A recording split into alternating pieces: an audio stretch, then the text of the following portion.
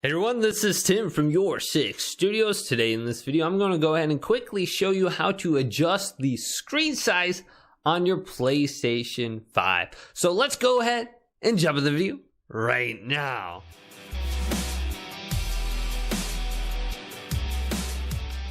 So to adjust the screen size on our PlayStation 5, we have to go to the display area settings and change it. So let's go to the top and then over to settings and select this option.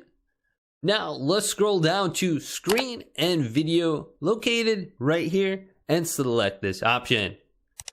Now adjusting the screen size can be very important in games like Call of Duty Warzone or even Fortnite. So now that we're on this screen, let's go down to screen and then over to the right to adjust display area.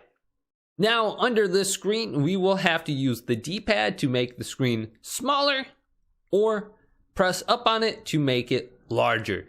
And we want to make sure there is no black bars appearing on the outside of the square. If the circles are cut off, go ahead and adjust it. Then press OK.